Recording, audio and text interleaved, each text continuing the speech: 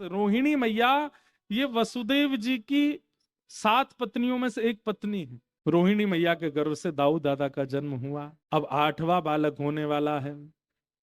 कंस ने यहां सैनिक बढ़ा दिए, डबल डबल ताले लगवा दिए। भादों का महीना, अष्टमी तिथि, मध्य रात्रि हुई है, बिल्कुल चंद्रमा मध्यस्थ हैं, गहरी निद्रा में सब लोग सोए हैं। पूरे विश्व के लोग गहरी निद्रा में सोए हैं।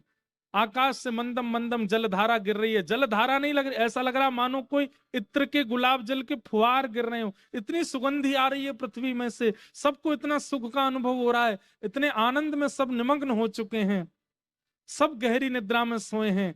और तभी कंस के कारागृह में, मथुरा में, भादों की अष्टमी की मध्य रात्रि को दिव्य तेज प्रकट हुआ और श्री देवकी मैया के गर्भ से साक्षात परमात्मा श्री कृष्ण का प्रादुर्भाव हुआ।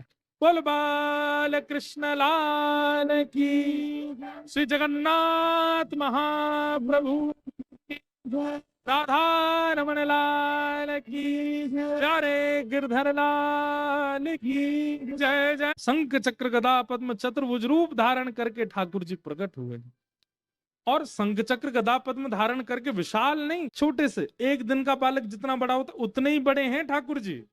लेकिन शंख चक्र आदि सब हाथ में लेकर के ठाकुर जी प्रकट हुए हैं। उनके रूप का वर्णन किया गया। कैसे लग रहे हैं ठाकुर जी? आहा। देव की वसुदेव मैया ने चरणों में प्रणाम किया। वसुदेव जी को तो नेत्र सजल हो गए, पर देव की मैया अब भी भाव में। ठाकुर जी बोले, मैया आप प्रसन्न नहीं हो? देवकी मैया बोली, प्रसन्न तो बहुत हूं, पर आप जिस रूप में आए हो, मुझे बिल्कुल भी ऐसा नहीं लग रहा कि मेरे गर्भ से बालक जन्मा है। अरे बालक जन्म लेता है तो बालक के प्रसव की पीड़ा, बालक का रोना, बालक का वो चंचल स्वभाव तुरंत माँ के हृदय पर लग करके दुग्धपान, उससे माँ को अनुभव होता है कि मैंने बालक को जन्म दिया। आप तो ऐसे बिल्कुल परमात्मा की तरह प्रकट हो गए हो। भैया हम इसलिए ऐसे बनकर के आए हैं, महाराज कंस जन्म लेते ही मारने आता है बालकों को। बोले आपको कंस की चिंता है, मेरी चिंता नहीं। देव की मैया की इस बात ने ठाकुर जी को थोड़ा भावुक कर दिया। बोले मैया ठीक है, तो हम छोटे बालक बन जाते हैं।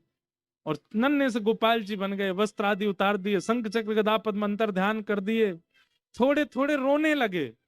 तब देव की मैया ने अपने वक्ष पर लगा करके ठाकुर जी को पयोधर का पान कराया। भैया तानपुरा बदल लो। हाँ। वसुदेव जी को ठाकुर जी ने आज्ञा की, पिताजी अब एक काम आपको करना है। बोले क्या? हमको ले जाकर के आप गोकुल छोड़े आइए और गोकुल में